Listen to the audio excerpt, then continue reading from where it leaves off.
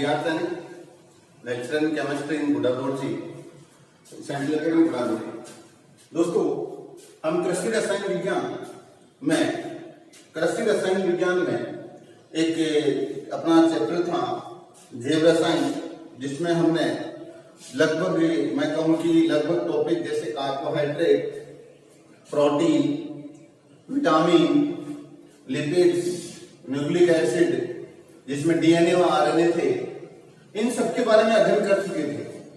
आज की इस क्लास में, आज की इस लेक्चर में हम खाद्य परिरक्षक पदार्थ और खाद्य रंग, खाद्य परिरक्षक पदार्थ और खाद्य रंग, इनका अध्ययन करेंगे।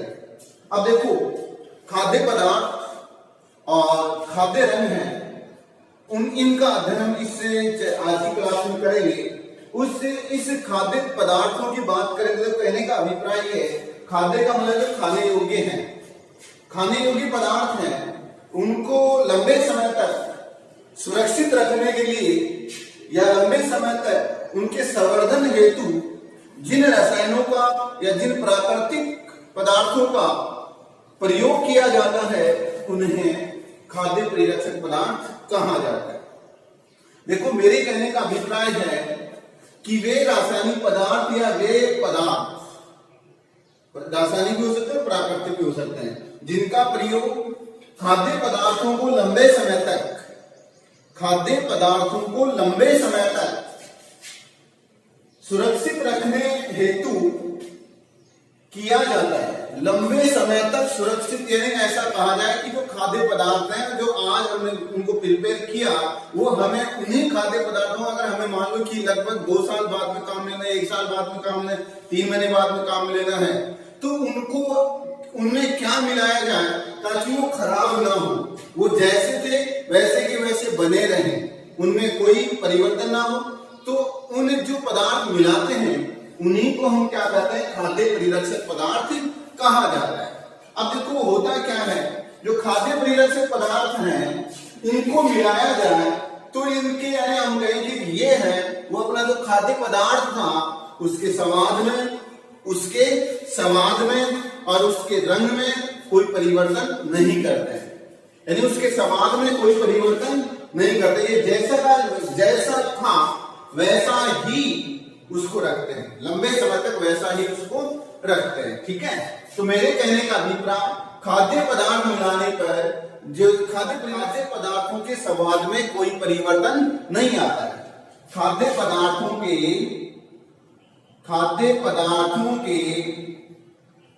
स्वाद में कोई परिवर्तन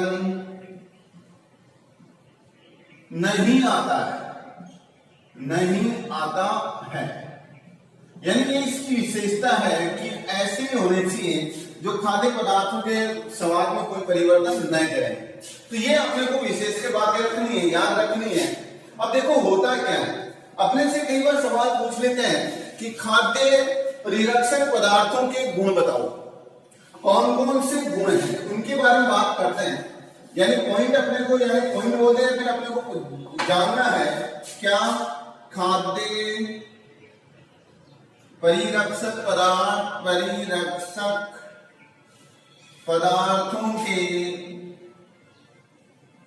गुण, खाद्य परिरक्षक पदार्थों के गुण। सबसे पहला गुण आपको याद रखना है, पहले नंबर पर आपको याद रखना है, इनकी क्रियाशीलता कम होनी चाहिए, यानी ये कम मात्रा में क्या होना चाहिए, अपना प्रभाव दर्शा देने चाहिए। दूसरा अपने को याद रखना है कि ये भोजन के स्वाद में या भोजन के जो गुण हैं, उनमें परिवर्तन नहीं करने चाहिए। भोजन का स्वाद है, भोजन का कलर, उसमें कोई परिवर्तन नहीं आना चाहिए। खाद्य पदार्थ के कलर में कोई जो उसका स्वाद है, उसमें कोई परिवर्तन नहीं आना चाहिए। एक दीर्घकालीन होने चाहिए, यानी इसकी थोड़ी सी मात्रा लंबे समय तक क्या रहे, प्रभावी रहे, ऐसा होने चाहिए।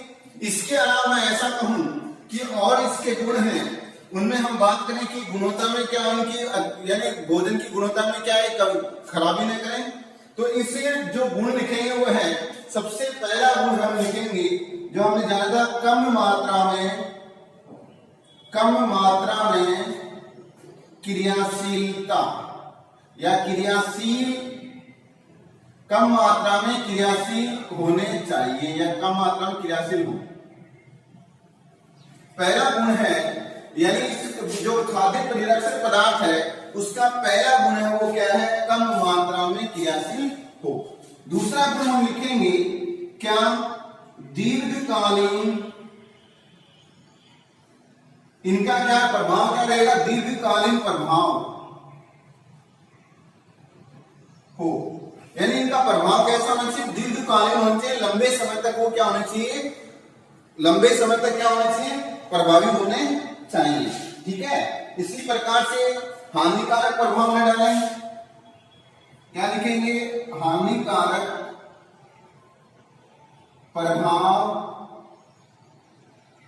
न डालें, यानी ये हानिकारक प्रभाव भी नहीं डालने चाहिए, ऐसा नहीं कि भोजन को खराब कर दे और हानिकारक प्रभाव डालें। इसके अलावा हम बात करें कि अपने पास अभी बात करें वो 4 नंबर है खाद्य पदार्थों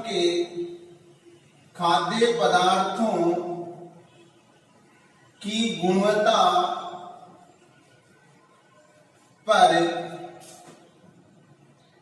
प्रभाव न डालें, यानी मेरे कहने का अभिप्राय इन चारों गुणों की बात करें तो वो ये है कि पहला क्या है, जो खाद्य परिरक्षक पदार्थ है वो कम क्रियाशील होने चाहिए, दीर्घकालीन प्रभाव पड़े उनका, दीर्घकालीन लंबे समय तक वो क्या है, प्रभावी रहे, हानिकारक प्रभाव न डालें, जो खाद्य परिरक्षक पदार्थ ये खाद्य पदार्थ अपने उन पर क्या है हानिकारक प्रभाव, किसी सजीव है या जीवित प्राणी है उन पर क्या है हानिकारक प्रभाव न डाले, खाद्य पदार्थों की गुणवत्ता पर प्रभाव न डाले, गुणवत्ता भी क्या है इसकी प्रभावी नहीं होनी चाहिए। ये अपने पास हम बात करें, इसके बाद हम बात करेंगे कि जो खाद्य परिरक्षक पदार्थ वो कितने प्रकार के होते हैं, कौन कौन से होते हैं, इनके बारे में हम बात करें। तो देखो अभी बात अपने को लेनी है वर्गीकरण की बात करें, खाद्य परिरक्षक पदार्थ कितने प्रकार के होते हैं, कौन कौन से हैं, उनकी बात करते हैं। तो हम लिखेंगे खाद्य परिरक्षक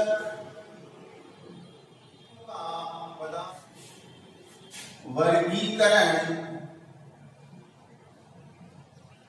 खाद्य परिरक्षक पदार्थों का वर्गीकरण मुख्य रूप से ये है वो 2 प्रकार के होते हैं, 2 प्रकार के होते हैं। खाद्य परिरक्षक पदार्थ कितने प्रकार के होते हैं, 2 प्रकार के होते हैं।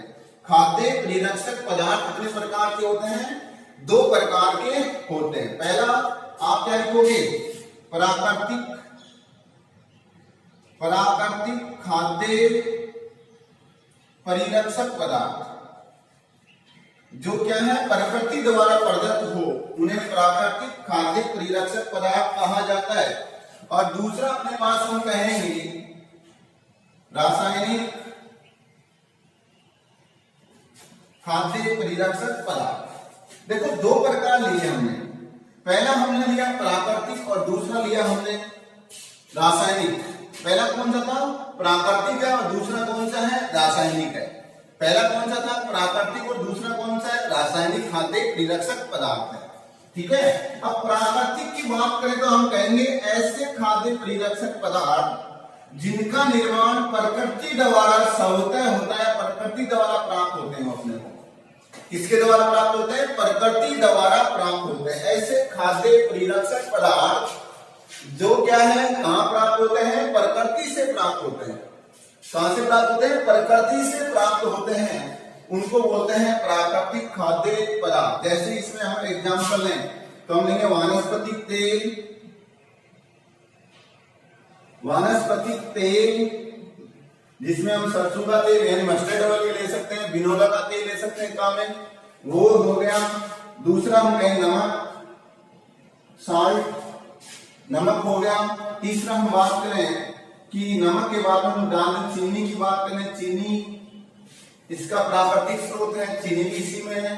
ठीक है, अब देखो होता क्या है, जैसे वनस्पतिक तेल की बात करें तो हम घर में आचार डालते हैं, क्या डालते हैं, आचार डालते हैं। ठीक है, अब आचार को अपने क्या करना है, लंबे समय तक रखना है। आचार हम कहते हैं, हम चाहते हैं कि आज का जो हमने जो घर में तैयार किया आचार है वो लंबे समय तक अपने को 1 साल बाद में, हमें 3-4 महीने बाद में उसको काम में लेना है। तो हम क्या करते हैं, उस आचार में डालते समय हम क्या करते हैं, अपने से कई बार हम सुनने को मिलता है कि क्या है, उसमें तेल ज्यादा डाल देना चाहिए। क्या डाल देना चाहिए? तेल ज्यादा डाल देना चाहिए। इसी प्रकार से क्या कहेंगे, नींबू डाल दो, सॉरी नमक डाल दो, उसमें ज्यादा नमक भी डाल सकते हैं। अगर मान लो इसके स्थान में कहूं कि अपने पास मिर्ची का अचार है, उसमें हम जैसे घरेलू रूप में हम मिर्ची का अचार तैयार करते हैं, उसमें हम क्या करते हैं कि नमक, इसके अलावा नींबू रस, नमक, इसके अलावा नींबू रस है वो भी डाल देते हैं उसमें।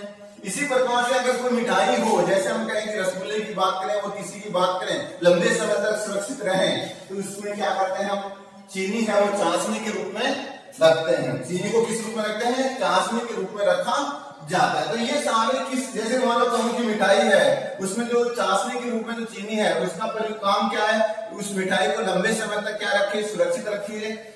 उस मिठाई को लंबे समय तक क्या रहे, सुरक्षित रखे या उसको खराब होने से बचाती है। इसी प्रकार से नमक है, नमक ज्यादा डालते हैं हम, नमक क्योंकि क्या है, उस खाद्य पदार्थ को क्या है, खराब होने से बचाने का कार्य करता है। इसी प्रकार से वनस्पतिक तेल, या मैं कहूं सरसों का तेल बोलते हैं, या फिर जो भी तेल है वो भी हम ज्यादा डालते हैं, क्योंकि वो क्या है, जो अपने घर में तैयार किया हुआ अचार है लंबे समय तक सही बना रहे हैं। अब इसके बाद हम बात करते हैं दूसरा, ये तो क्या था प्राकृतिक खाद्य परिरक्षण। अब हम बात करेंगे रासायनिक। क्या करेंगे? रासायनिक। अगला क्या लेंगे? रासायनिक। रासायनिक में हम रासायनिक खाद्य परिरक्षक पदार्थ है, ये रासायनिक है। रासायनिक का मतलब है रसायन, और रसायन अपने पता है 2 प्रकार के होते हैं। एक तो कौन सा होता है, कार्बनिक होता है, एक तो होता है कार्बनिक होते हैं, और एक होता है अकार्बनिक होता है। तो मैं ऐसा कह दूं कि जो अपने पास रासायनिक खाद्य परिरक्षक पदार्थ हैं, ये मुख्य रूप से कार्बनिक और अकार्बनिक दोनों प्रकार के होते हैं। अकार्बनिक प्रकार के भी रासायनिक खाद्य पदार्थ होते हैं और कार्बनिक प्रकार के भी रासायनिक खाद्य पदार्थ होते हैं। यानी कार्बनिक और अकार्बनिक दोनों प्रकार के होते हैं। जैसे अकार्बनिक की बात करें तो इसमें मुख्य रूप से हम क्या लिखेंगे, SO2 sulphur dioxide, SO2 sulphur dioxide, इसमें कार्बन नहीं था, अकार्बनिक हो गया। Chlorine gas, CH2 gas, chlorine gas हो गया। इसी का एग्जाम्पल है अकार्बनिक में कौन आ जाएगा, क्लोरीन गैस आ जाएगा। इसी प्रकार से इसमें हम लिखें NO2 nitrogen dioxide, nitrogen dioxide. ये तीनों के तीनों किस रूप में है, अकार्बनिक खाद्य परिरक्षक पदार्थ का कार्य करते हैं।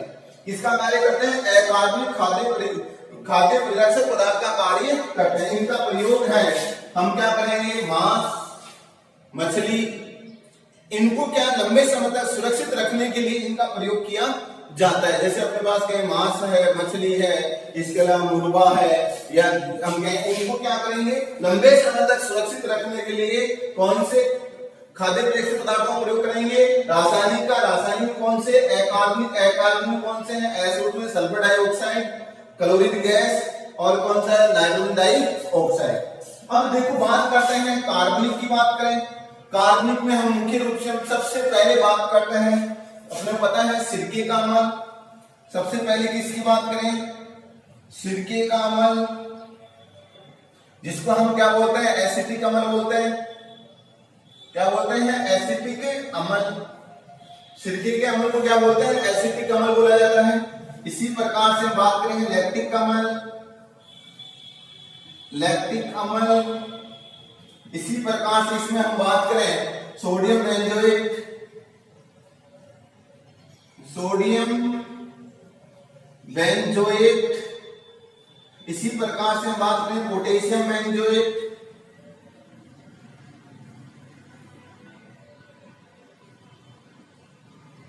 पोटेशियम बेंजोएट हो गया। इसी प्रकार से हम कहें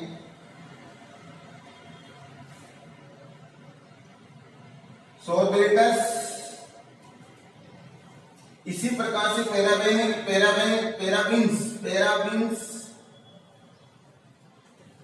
इसी प्रकार से प्रोपियोडिस।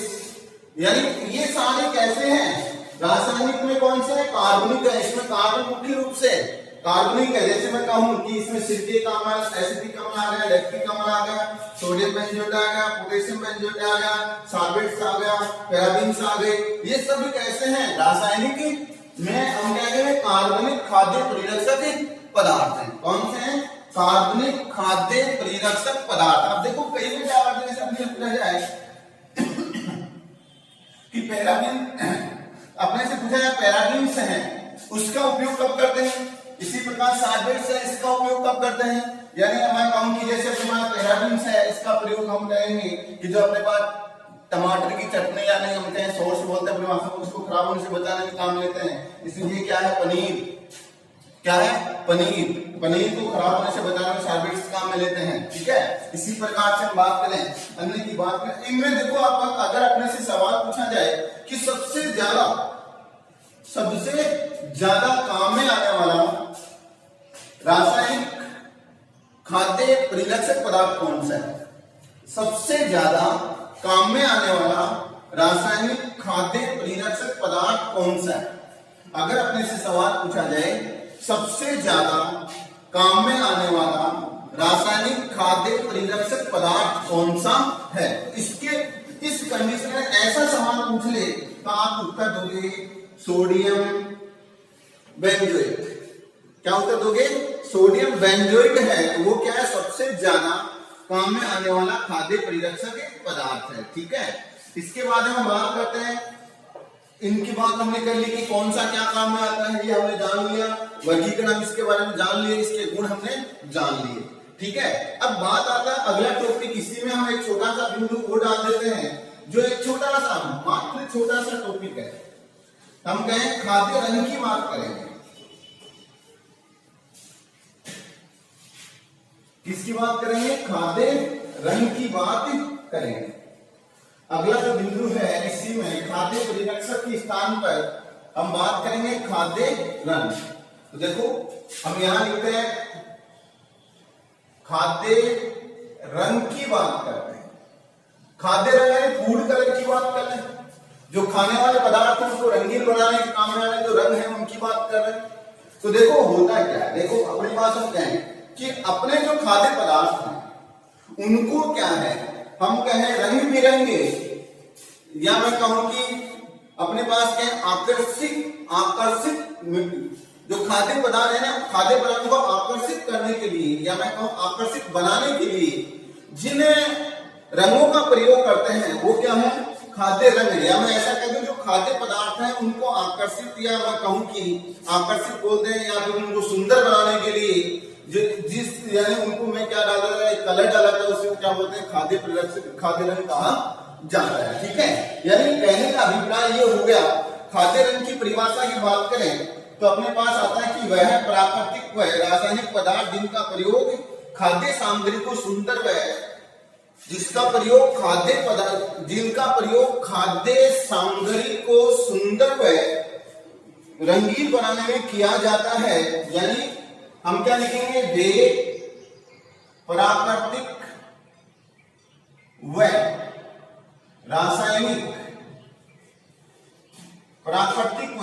रासायनिक पदार्थ जिनका प्रयोग